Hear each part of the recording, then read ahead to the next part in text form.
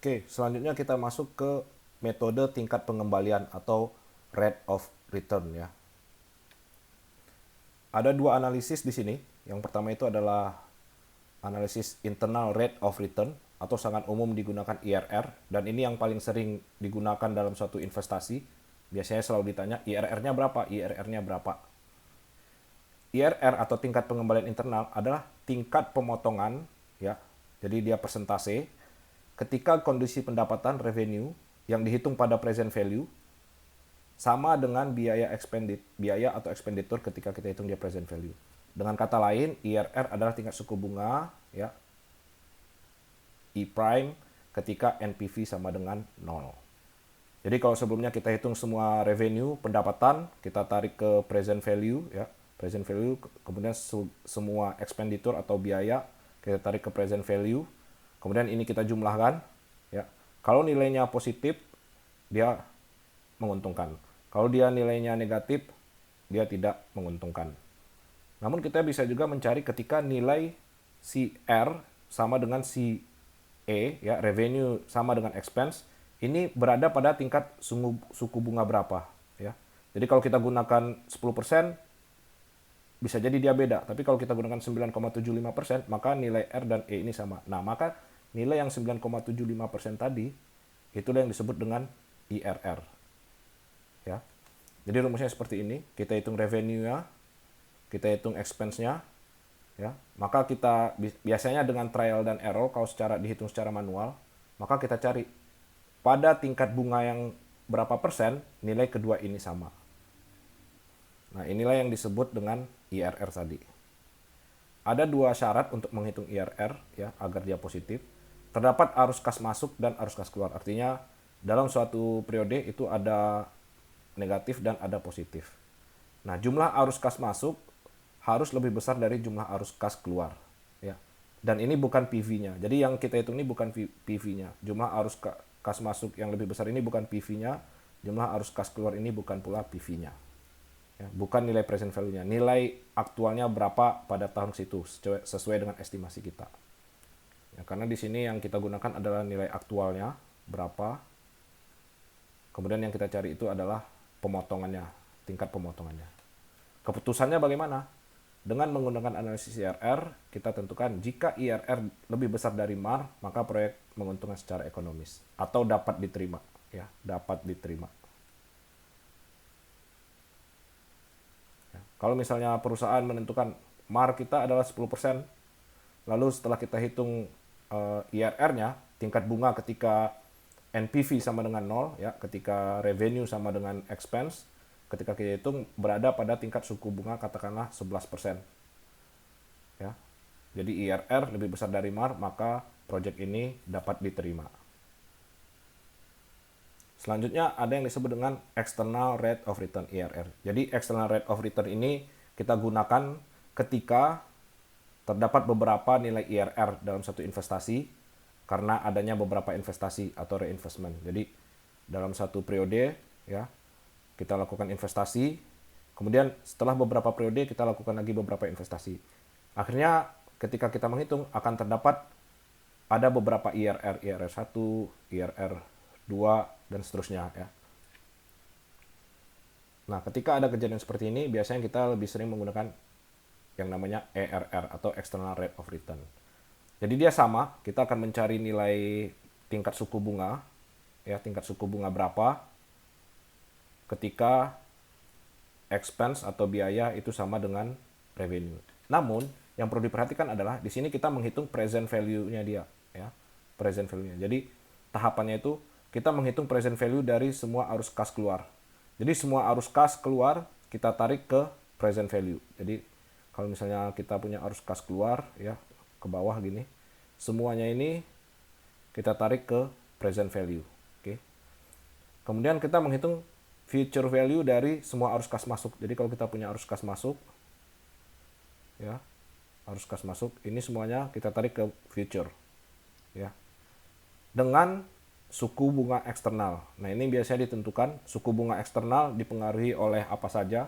Biasanya kalau misalnya dikatakan perusahaan MAR-nya misalnya 12%, ya, biasanya suku bunga eksternal yang mereka gunakan itu sedikit di bawah 12%, misalnya 10%. Ya. Nah, kita hitung dengan menggunakan 10%.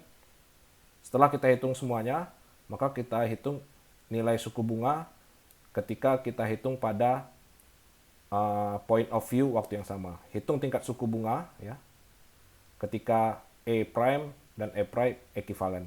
Jadi kalau kita udah tarik dia ke present value, kita tarik dia ke future value ya, E prime dan E prime ini ya, expense dan revenue, maka kita bisa tarik dia ke future atau present untuk mencari si I prime ini ya.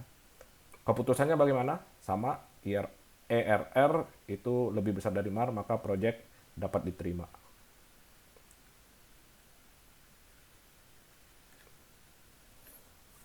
Nah, yang perlu dipahami adalah ERR ini jarang digunakan dalam suatu simple investment atau investasi yang sederhana. Jadi biasanya ini sudah melibatkan berbagai pihak, terdapat beberapa kali reinvestasi ya atau reinvestment.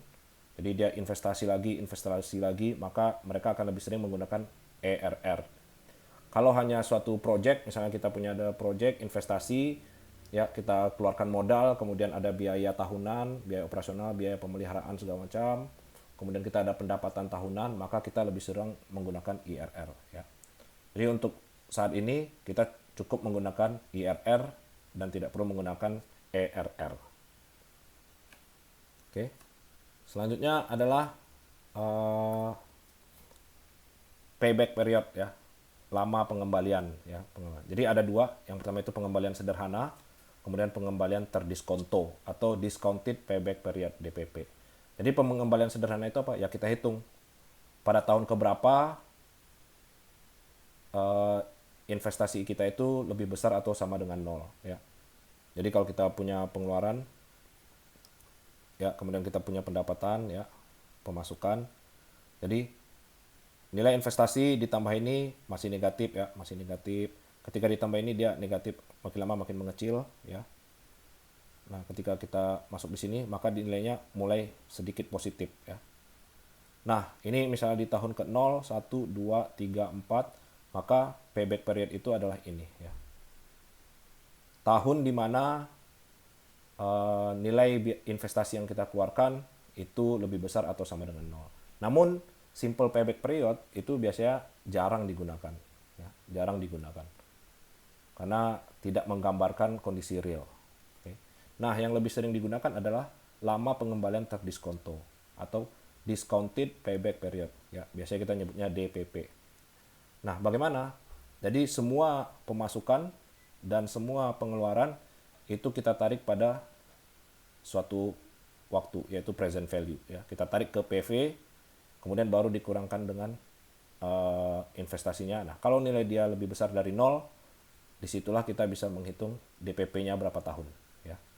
Jadi kalau misalnya kalau kita punya investasi seperti ini ya, kemudian kita punya pemasukan ya seperti ini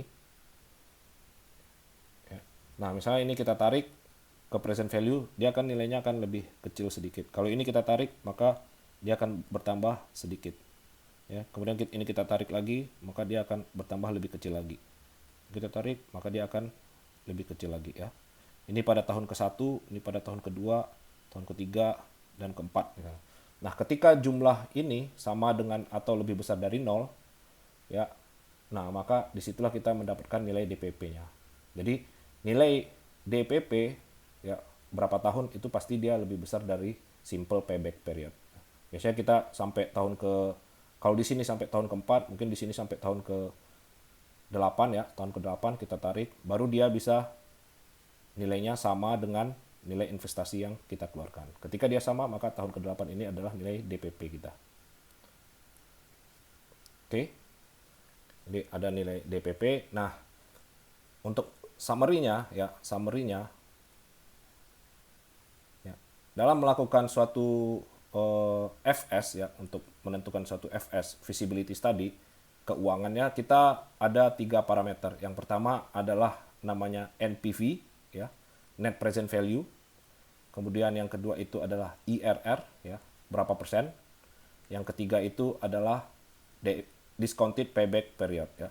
NPV selama dia lebih besar dari 0 kita terima. IRR ya, selama dia lebih besar dari MAR kita terima. Nah, untuk DPP tidak ada ketentuan khusus, tapi biasanya selama dia masih lebih kecil dari lifetime ya. Selama lebih kecil dari lifetime itu kita terima. Jadi tujuan kita dalam melakukan analisis finansial adalah terfokus pada tiga ini. Jadi nanti kalau kita melakukan satu analisis finansial terhadap satu proyek, kita harus hitung NPV-nya berapa, IRR-nya berapa, dan DPP-nya berapa. Oke, sekian untuk materi evaluasi proyek untuk mata kuliah ekonomi teknik. Nah, kita akan lanjutkan ke contoh studi kasus pada video yang lainnya. Terima kasih.